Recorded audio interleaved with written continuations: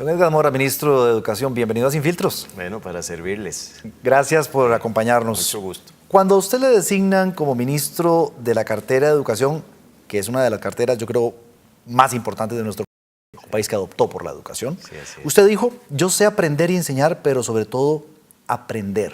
Sí. Yo quiero que usted me explique en pocas palabras qué ha aprendido en este corto tiempo que ha estado al mando. Bueno, he aprendido muchas cosas. Una de ellas me tiene muy inquieto. ¿Qué? El MEP tiene 8 niveles de gobierno, mientras el país tiene solo 2, gobierno nacional y gobierno local. 8 niveles de gobierno y 90.000 personas generan un universo casi infinito de posibles transacciones. Es muy poco eficaz para gobernar una red que fue creada por la comunidad. Me inquieta también esto, la red fue creada por la comunidad. Cada una de esas escuelas y colegios tuvo antes una narrativa comunitaria que decía lo que la comunidad iba a hacer una vez que establecieran la escuela. Fueron a buscar al Estado para que estableciera la escuela, no fue al revés. Pero el MEP se ha apropiado de toda esa energía y la ha neutralizado prácticamente. Entonces usted... no tenemos un ecosistema educativo. Ah, eso es lo que iba a preguntar. No tenemos ecosistema educativo, tenemos unidades aisladas, que son escuelas y colegios, que se han introducido dentro de la lógica burocrática del MEP y que tienen una infinidad de problemas derivados de ahí. La comunidad está lejos de la escuela y la escuela está lejos de la comunidad. Eso se nota físicamente. Es decir, son pequeños claustros, encerrados en rejas, en alambres navaja, separados entre sí. Puede haber una escuela, yo diría que en promedio cada 600, 700 metros de distancia entre una y otra y nunca se conversan. Es más, hay casos dramáticos, posiblemente, en los que la escuela y el colegio están en la misma finca que la comunidad les dio y el MEP, en vez de ponerlos a verse, los separó con una malla o una baldosa y a partir de ahí nunca más se volvieron a ver. Yo le doy un caso todavía peor. Escuelas que están en la misma infraestructura y que los directores no se hablan. Bueno, eso pasa. Eso pasa en escuelas que se dicen eufemísticamente escuelas de horario alterno. Así es. ¿Qué entendés vos por horario alterno? Sí, claramente que están uno en la mañana, otro en la tarde. Eso es lo que todos creemos. En realidad es que son escuelas de medio horario. El mismo Estado dice que los chicos deben estar en la escuela X cantidad de horas. Y sin embargo es el propio Estado el que a través de este eufemismo de escuelas de horario alterno ha hecho que estén la mitad del tiempo requerido. Pero eso no es solo un problema semántico, es un problema de escala. El 94% de escuelas son escuelas de horario disminuido. Ok, entonces si le estoy entendiendo bien, señor ministro, usted se está encontrando con una maraña realmente bastante complicada, con todo este ecosistema tan extraño, que no existe, ¿verdad? Por eso le dije extraño. ¿Cómo lo soluciona? En 4 años usted no va a poder venir a cortar todas esas ramas que se han construido por décadas y que están haciendo inamovible el poder avanzar como país en temas de educación, cuando tenemos realmente serios problemas de infraestructura, de calidad educativa. Ni siquiera podemos hablar de un segundo idioma bien enseñado en los centros educativos. Competitivamente como país realmente estamos decaídos y tenemos, se supone, una altísima inversión en educación.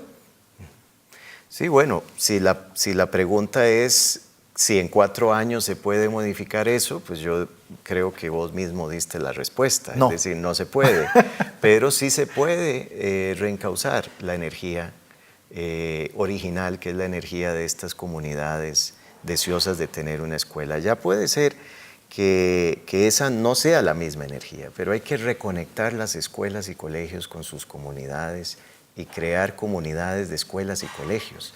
Lo que quiero decir con esto es que la red que somos, la red de 5.500 centros educativos debe funcionar como tal. Entonces, este nudo debería de soportar las tensiones que afectan el otro. debería de haber sinergia, deberían de haber economías de escala territoriales. Efectivamente es necesario cambiar la visión. Es necesario cambiar la visión dándole autonomía a las maestras y profesoras, autonomía a los directores y directoras de centros educativos. Es necesario volver a recuperar para la educación la noción de que la columna vertebral de la educación es el tiempo, no necesariamente la técnica educativa, porque todos sabemos que aprender y enseñar requiere tiempo, requiere el tiempo necesario para aprender el inglés.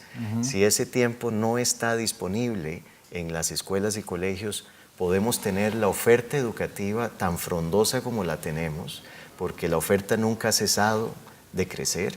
Sin embargo, es una falsificación de la realidad. Vos que sos de Grecia, ahí hay un colegio que es un colegio deportivo, que no tiene gimnasio. Sí. Yo cuando fui pregunté, pero es que seguro ustedes se instalaron el año pasado. No, tienen 15 años de estar ahí. Es decir, la única dotación deportiva que vi, además de una plaza de fútbol al lado, es una mesa de ping-pong. Y eso es un colegio deportivo que se ha sostenido en el tiempo, porque el sistema se ha acostumbrado a falsificarse a sí mismo un montón de veces a través de una gran cantidad de etiquetas que le pone a los centros educativos. Y que le pone a los educadores. Mis dos padres son educadores. Mi padre fue miembro del Ministerio de Educación Pública toda su vida, como asesor. Y siempre escuché en mi casa el quejar sobre los estigmas que hay sobre los educadores y las educadoras. Son muy serios, muy graves. Lo señalan de vagabundos, sí. Lo señalan de que cada vez que hay un congreso no asisten al congreso simplemente para quedarse en la casa, y al fin y al cabo también lo señalan cuando van a un paro o una huelga. Pero si yo sigo la línea de pensamiento que usted tiene, usted quiere empoderar de nuevo a los educadores y a las comunidades. Es necesario. Las maestras y profesoras ya recibieron un crédito de confianza de parte de la comunidad, que es absolutamente verificable, es material, y es que la comunidad les ha confiado a sus hijos. A partir de esa confianza de la comunidad en la maestra y la profesora, y voy a hablar en plural femenino porque el 80% son mujeres, es que tenemos que reconstruir la autonomía como fundamento de la educación. La educación no puede basarse en obediencia de un sistema vertical y autoritario como es el Ministerio de Educación Pública. Es en la autonomía de ahí abajo, en la autonomía de la célula más pequeña del sistema educativo, que es el aula, donde deberíamos de empezar a reconstruir todas las virtudes de la educación, incluyendo el prestigio de maestras. Me parece bien, pero la parte rectora, que es la que usted está jefeando en estos 4 años, sin duda alguna va a tener que marcar un norte muy claro para que algunas de estas iniciativas se materialicen, don Edgar. Es fundamental que se materialicen rápido. ¿Cuáles serían las 4 o 5 que usted podría mencionar concretamente que desea materializar? Desde un punto de vista pedagógico es necesario que la capacidad de ejecución, es decir, de implementación de las nuevas mallas curriculares, que son muy interesantes y muy importantes para el siglo XXI, terminen de hacerse realidad en las aulas, y para eso se requiere que las maestras y profesoras tengan el tiempo para lo que es vital y no para lo que es trivial. Y eso significa, hay escasez de tiempo en las aulas, significa concentrarse específicamente en el fenómeno de enseñanza-aprendizaje y no en la administración de las cosas. O en los comités. Sí, comités. Una señora me escribe: somos 5 maestras en la escuela El Palenque de Heredia, 5 incluida yo. El MEP nos pide que formemos 17 comités. Nos obliga a que reportemos la reunión mensual del comité, es decir, hacer una reunión al mes de cada comité y reportarlo. Y además nos obliga a que cada comité esté formado por 5 personas. Es decir, me dice: señor ministro, entenderá usted que todas formamos todos los comités. ¿Qué lógica tiene eso? Bueno, la lógica de quien lo piensa desde arriba para abajo. Pero aquí tenemos que pensar que el proceso educativo tiene que converger entre criterios de arriba para abajo, que son fundamentalmente aquellos que resguardan la cultura y la buena técnica educativa, y el criterio profesional, experto de la maestra y la profesora, que es un criterio que viene de abajo para arriba. Don Edgar, nadie va a negar que usted, cuando fue alcalde de Curridabat, hizo una labor muy reconocida, muy visible, que usted tiene un don de palabra que le caracteriza, pero también cuando asume esta nueva cartera se topó con una resistencia de gentes que le tacharon de que usted no estaba calificado, que no estaba colegiado, que usted tiene unos pensamientos, podríamos llamarlos así, un poco elevados, para una administración de tan corto tiempo.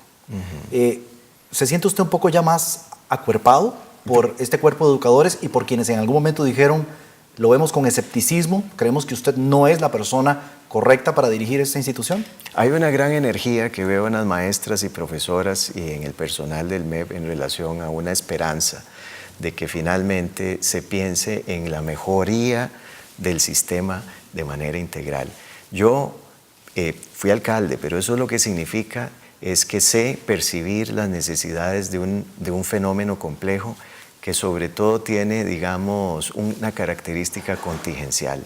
Y eso a mí me hace experto en el manejo de sistemas complejos. Yo entiendo perfectamente que es la primera vez que se mencionan cosas como las que digo.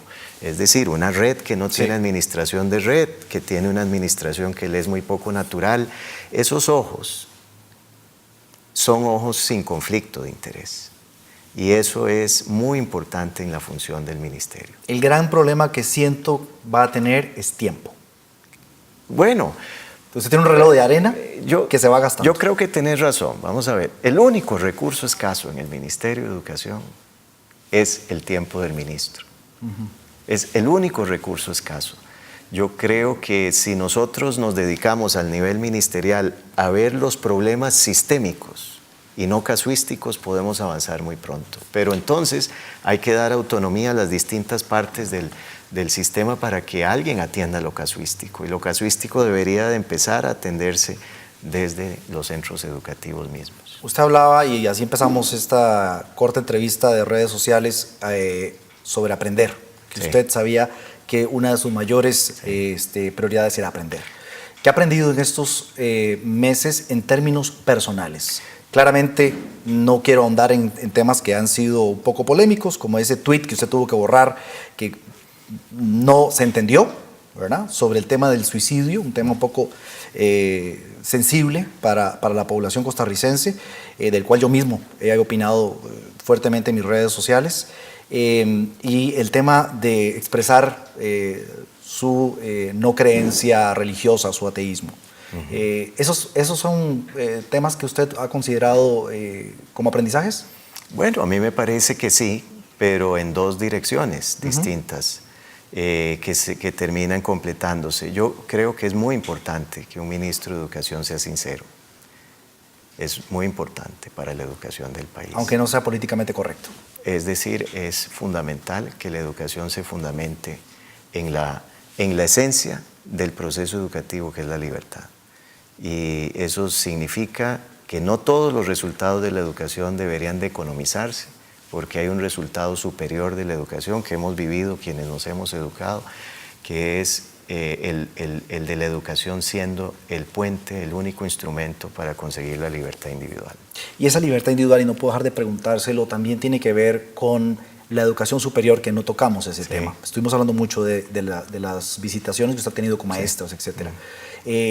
¿Cuándo, don Edgar, vamos a tener a un CONESUB que autorice la reforma de carreras claves para que las universidades puedan responder al mercado laboral y todos estos muchachos no se gradúen saliendo al mercado sin trabajo? El CONESUB hay que reestructurarlo, incluso pensando en su pertinencia. Puede que esto sea mejor administrarlo de otra manera que con un consejo de los que se creaban en esa época, cuando se crearon estos consejos repletos de conflictos de interés. Al igual que hay que replantear el bachillerato, en eso le doy 100 puntos. Bueno, vamos a seguir adelante. Gracias. Okay. Muchas gracias.